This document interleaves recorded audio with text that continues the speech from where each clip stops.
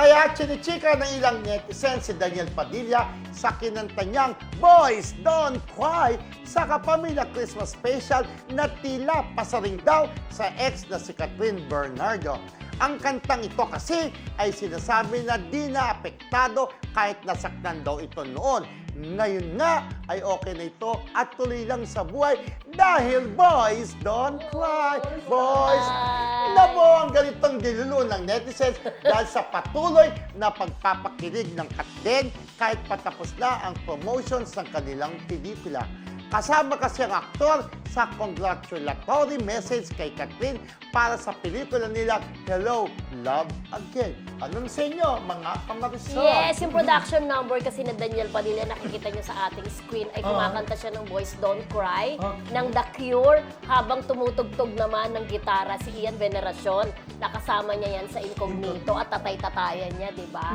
At eto na nga, so parang sinasabi ng mga netizen, ganon, hindi ka affected. Pag sinabi mo kasing Boys Don't Cry, parang ang lalaki hindi umiiyak.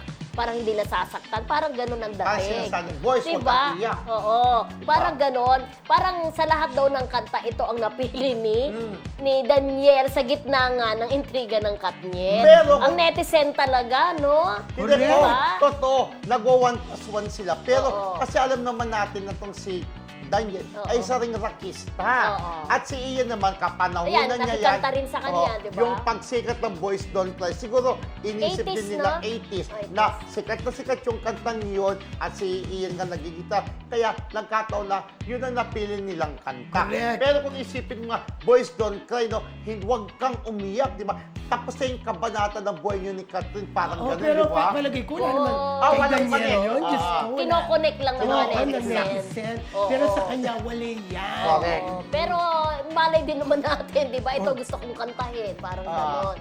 Parang pakita minsan ko. kasi yung kanta na inaawit mo, parang minsan representasyon mo, di ba? Lalo na sa mga contest, di ba? Pero, yung mas mararamdaman mo mas pag yun ang mararamdaman kinanta mo. mo. Pero wag nating questionin, baka naman yun talaga ang choice ng song niya. Saka maganda yung song Diba? niya, para buhay na buhay sa pagkanta niya sa Aranete. Oo. Pero ang lakas talaga ng tilihan pa rin kay Daniela, in fairness, di ba? correct. Pati Isa sa kay mga Catherine. tinilian, oo. Si Catherine nag-solo-solo yung spot, di Oo, ba? marami siyang parang Dalawa ba yung Dalawa. naka-blue siya? Oo. Tapos yung binati siya. At saka, nung i-introduce siya, pinakita yung kinita ng Hello, Love Again. Siyempre, di ba? Tuwan-tuwa ang mga Katden. Dahil alam naman natin, imposibleng nandun si Alden dahil sa kapuso siya. Pero nasilayan nila dun sa big screen greeting na yon. sa video.